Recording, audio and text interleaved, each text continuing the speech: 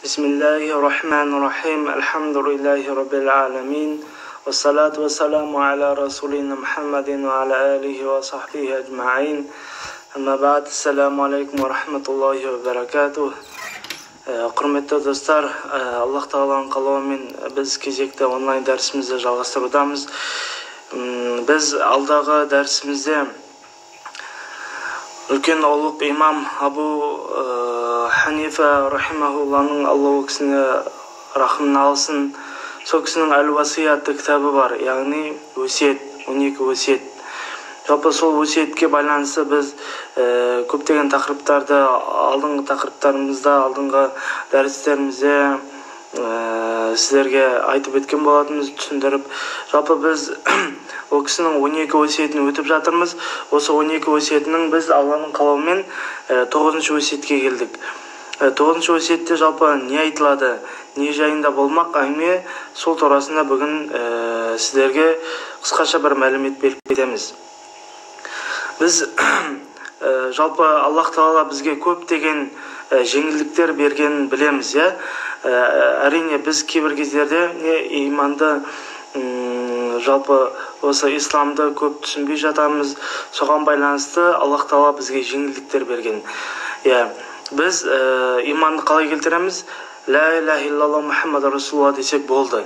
Біз Алланың қалауымен мұсылман боламыз. Яғни Алланың бір екендігіне сеніп, және Мұхаммед оның елшісі екендігіне сену. Енді ислам деген нәрсе келетін болсақ, ол ислам деген нәрсенің өзі көптеген түрлерге бөлінеді. Жалпы көптеген түрлерге дегеніміз ислам өзі емес, жалпы ішіндегі нәрселерін айтамыз да. Ішіндегі нәрселер мысалға ғибадатқа байланысты нәрселер болсын, ақида сенім мәселесіне байланысты болсын, мысалға неке бабы болсын, жалпы көптеген тақырыптарды, көптеген мәселелерді қамтиды ислам. Және оған әрбіріне жауап береді. Енді осының ішіндегі Аллах Тағала бізге ғибадатымызға берген жеңілдіктерінің бірі, ол мәсіге мәсіх тарту мәселесі тақырыбы. Осы Абу Ханифа рахимахулланың 9-шы өсиетінде осы мәсіге мәсіх тарту жайында айтып кетеді. Мәсіге мәсіх тарту дегеніміз жалпы бізде мәсі дегеніміз не? Ең бірінші сол нәрсені түсініп алайық. Бізде намаз оқимыз, намаз оқыған кезде дәрет аламыз ғой. Дәреттің бізде білеміз 4 парызы бар. Бірінші мына жүзді жуу, екінші қолды шынтаққа дейін жуу, үшінші аяқты жуу болса, сосын төртіншіден бастың 4-тен біріне мәсіх тарту. Осы біздің жалпы дәреттің 4 парызы болады. Енді осының ішіндегі 4 парыздың ішіндегі бізде аяқ жуу. Біздер мысалға қандай да бір жерде мысалы қонақтықта болып қалайық, болмаса қиын қыстау бір сондай бір ауа райы қолайсыз жерде бір далада қалып қояйық, бізде суық болуы мүмкін қай жерді жууымызға, яғни бізге аяқты жуу бізге бір қиындық тудыруы мүмкін. Бізге бет жууымыз, қолды жууымыз, басымызға мәсіх тартуымыз, ол бізге қиындық алып келмейді. Бірақ осының ішіндегі ең қиындық алып келетін ол аяқты жуу. Оны аяқ киімді шешу керек, нәскиді шешу керек, содан аяқты жуу керек деген сияқты мәселелер. Сондықтан Аллах Тағала бізге жеңілдік берді. Не турасында осы аяққа нәски емес, біздің қазіргі киіп жүрген нәскиіміз бар ғой, ол жарамайды. Мәсі, яғни мәсінің өзінің сипаттары бар. Мәсі ол өздігінен тұру керек, ол жалпы оның қалыңдығы болу керек, онымен жүріп өткен кезде аяғынан су өтпеу керек деген сияқты өзінің қасиеттері бар. Сондай бір мәсі. Біздер білеміз ғой, мысалы үлкен әжелеріміз, аталарымыз болсын, аяғынан мәсі тастамайды. Сол мәсі, егер де біз дәрет алып намаз оқуға біз ниеттеніп жатқан кезде аяғымызда мәсі болатын болса, біз алдын дәрет алған күйде болған болсақ, біздер аяқ киімімізді шешпей мәсі тартуға болады. Енді ол мәсіні қалай тартамыз деген кезде, жалпы мына 3 саусақ бар, сол 3 саусақты былай қолымызды жуамыз да, 3 саусақты суды алып, аяғымыздың басынан тобығымыздың асқанға дейін бүйтіп жалпы сипап өтеміз, сипап шығамыз. Осы мәсіге мәсіх тарту дейді. Енді осы мәсіге мәсіх тартуды жалпы ислам ғалымдары ол үкімі уәжіп дейді. Және де ол бізге мутаватир дәрежесімен, яғни хадистің жету жолы бар ғой. Сол мутаватир хадиспен жеткендігі себепті бұл хадиске амал ету жалпы уәжіп дейді. Мәсіге мәсіх тарту. Енді кімге мәсіге мәсіх тарту, қандай уақыт десек, мысалы күнделікті тұрғындағы осы, мысалы мен өзімнің үйімде жергілікті жерде тұратын болсам, онда мен мәсіні тек қана мәсінің жарамдылығы бір күн және де бір түн болады. Ал енді егерде мен сапарға мысалға Алматы қаласына, болмаса Атырау, Ақтау қаласына ұшып, болмаса сол жаққа сапар шегетін болсам, 90 километрден асып, мен онда маған осы мәсінің үкімі 3 күн, 3 түн болады. Жалпы осы аралықта мен осы мәсімен жүре алып, қалаған ғибадатымды жасай аламын. Осындай нәрселер бар. Енді біз мысалға сапар кезінде бізге не қиындық тудыруы мүмкін тағы. Егер мысалы біз Рамазан айында сапар шегетін болсақ, бізге Рамазан айында оразаны кейінге қалдырып кейін өтеуге болады. Екіншіден біздің мысалға намаздарымыз бар ғой. Мысалға намазымыз 5 намазы 4 ракат парыз болатын болса, біз 2 ракатқа оны қысқартамыз. Құптанды да сөйтеміз. Тек қана шам ғана, сосын таң намазы ғана өзгермейді. Өйткені олар таң намазы 2 ракат, ал шам намазы 3 ракат. Сондықтан біз оларды шамалы ракаттар аз болғандығы себепті біз сол нәрсені тек қана өзінің орнында орындаймыз. Ал енді мысалға намазды не үшін қысқартып оқимыз десек, өйткені Аллах Тағала Құран-ы Кәрімде былай дейді: Бисмиллахир-рахманир-рахим. Ва иза дарабтум фил арди фалайса алейкум джунахун ан тақусуру минас сала дейді. Яғни сендер қашан жер бетінде жүрген кезде дейді, сапарда болсаңдар, кәпірлердің сендерге келетін мынандай зияндарынан қорқатын болсаңдар дейді, онда сендердің намазды қысқартуларында ешқандай бір күнә болмайды. Яғни оған сен бір мысалы намаз 4 ракат намазды 2 ракат етіп қысқартатын болсаң, онда әрине ода не болмайды, күнә болмайды. Енді Рамазан айындағы оразаға келетін болсақ, Аллах Тағала Құран-ы Кәрімде дейді: Бисмиллахир-рахманир-рахим. Фаман кана минкум маридан ау ала сафарин фаидатун мин айямин ухор дейді. Яғни егер сен Рамазан айында сапарда болатын болсаң, сапарда жүретін болсаң, болмаса ауру болатын болсаң, былайша айтқанда ауыратын болсаң, бір жерің мысалға асқазаның болмаса бір қандайда бір күрделі бір операция жасалған болатын болса, ораза ұстауға тыйым салынған болатын болса, онда сондай кездерде ғана оразаны ұстамауға рұқсат берген Аллах Тағала.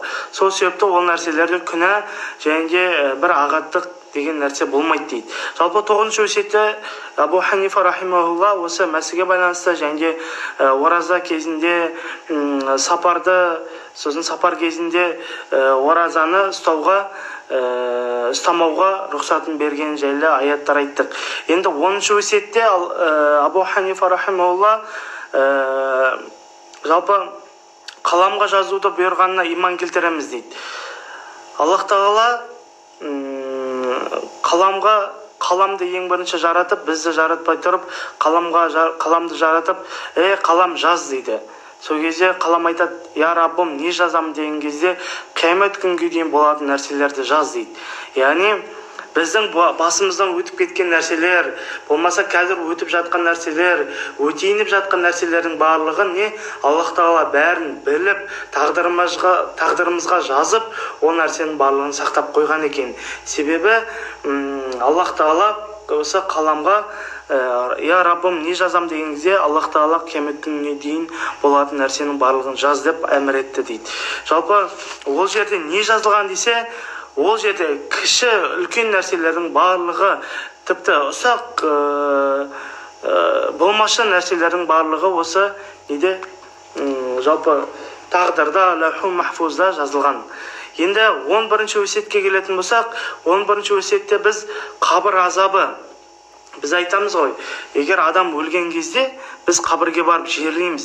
Қабірге жерлегеннен кейін адамдар ол жерден 40 қадам өткеннен кейін пайғамбар саллаллаху алейхи айтады, ол адам сұраққа алынады дейді. Жалпы сұраққа алынады дегеніміз мүнкар нәнкер деген екі періште бар. Сол қабірдегі сұрақ жауапты қоятын.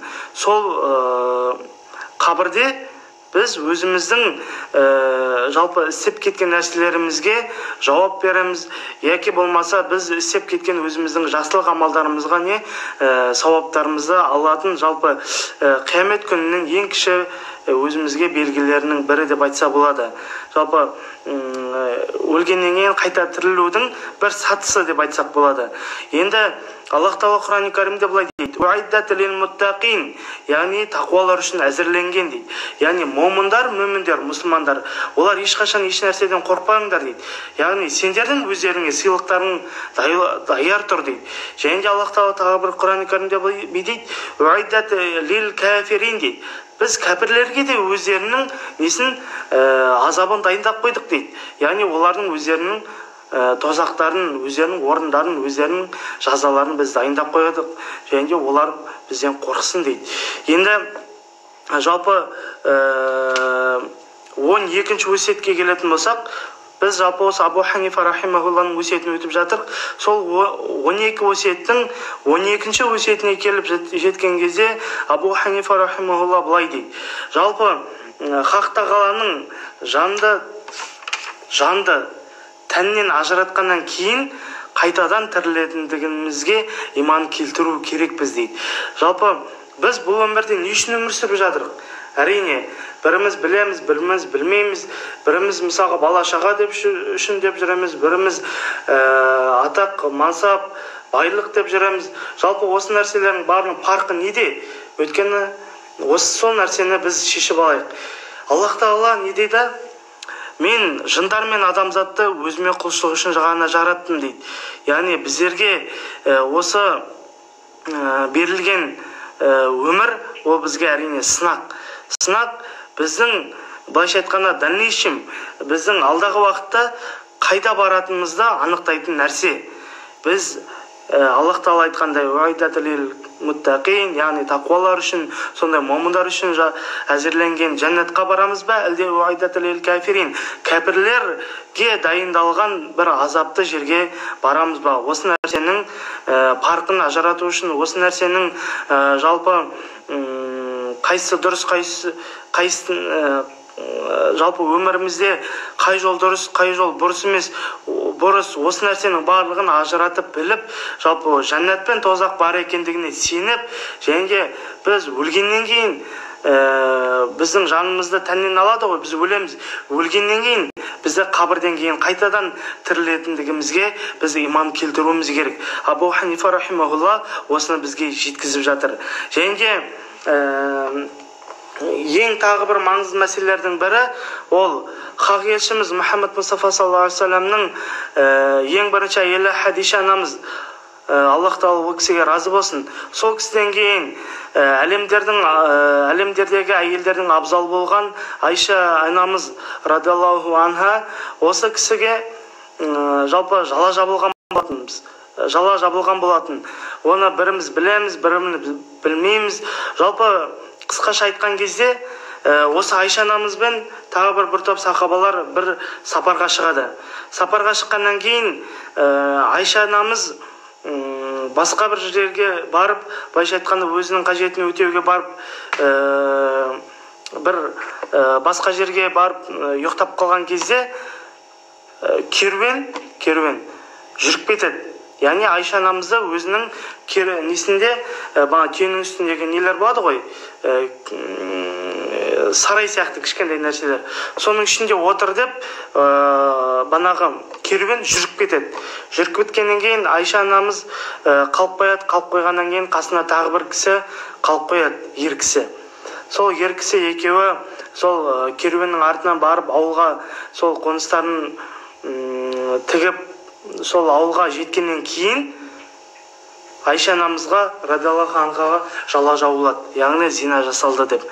Осы біз зинаны Айша анамызға ешқашанда не тақпауымыз керек. Егер де біз Айша анамызға радиаллаху анхаға банаға жала жабылатын болса, жала жабатын болсақ, біз сондай деп Айша анамыздың радиаллаху анханың артынан сондай бір жаман нәрселер айтатын болсақ, онда біз не үлкен бір күнәлі іске баратын боламыз. Өйткені егер де бұл жерде Абу Ханифа рахимахулла былай дейді: ал кім Айша анамызға ойнас жасады деп айып тағатын болса дейді, онда оның өзі ойнастан туған болсын деп, ойнастан туылғаны деп Абу Ханифа рахимахулла сол нәрсені, сол адамды қатты не сөгеді. Және де жәннатқа кіретін адамдар Алланың қалауымен бұйыртса жәннатқа кіреді, тозаққа кіретін адамдар тозаққа кіреді. Өйткені Аллах Тағала Құран кәрімде былай дейді: «Улайка асхабул джаннати хум фиха халидун». Жаннаттық болып, олар онда мәңгі қалады дейді. Яғни, егер де сіз Алланың қалауымен осы өмірде Аллах Тағаланың осы бұйырып кеткен нәрселеріне бойсынып, және де тыйыл деген нәрселеріне тыйылып Аллаға бойсынатын болсаңыз, Аллах Тағала сізді сондай бір керемет өзінің разы болған құлдар ғана кіретін жәннатына кіргізеді. Яғни ол жәннатқа біз кіреміз, бірақ та кіргеннен кейін ешқашанда шықпайды екенбіз. Себебі Аллах Тағала Құран кәрімде не дейді? «Улайка асхабул джаннати хум фиха халидун». Олар онда мәңгі қалады дейді. Яғни біз жәннатқа кірдік па, біз жәннатта иншалла Алланың қалауымен соңына дейін мәңгі бақи өмір сүреді екенбіз. Ал енді тағы бір өкінішті нәрсе, Аллах Тағала бізді тозақта да дайындап қойды екен. «Улайка асхабун нари хум фиха халидун». Тозақтық болып, олар онда мәңгі қалады дейді.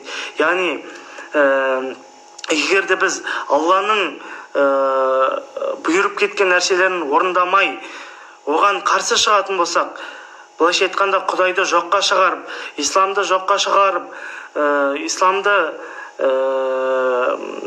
жалпы исламға күйе жағатын болсақ, Алланың бар екеніне сенбейтін болсақ, Аллах Тағала бізге не дейді? Сендер онда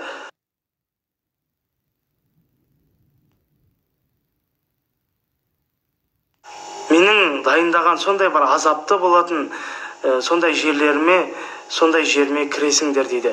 Аллах Тағала баршамызды осындай тозақтықтан сақтап, жәннаттыққа кіретін сондай маңдайымыз жарық, жүзіміз жарық, сондай қуанышпен кіретін, Алла разы болатын құлдардың қатарынан болайық иншалла. Аллах Тағала осы кішкентайда беріліп жатқан осы ілімдерімізге қанағат тұтып, амал өтуді нәсіп етсін. Баршамызға жалпы жәннати фердаус дәрежесін Аллах Тағала нәсіп етсін дейді. Өйткені пайғамбарымыз саллаллаху алейхи вассалам айтады: Алладан сұрайтын болсаңдар, одан ең биігін сұраңдар дейді.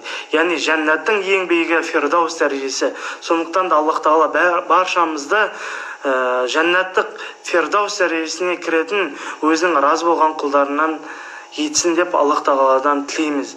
Аллах Тағала осы дәрістерімізді, осы сабақтарымызды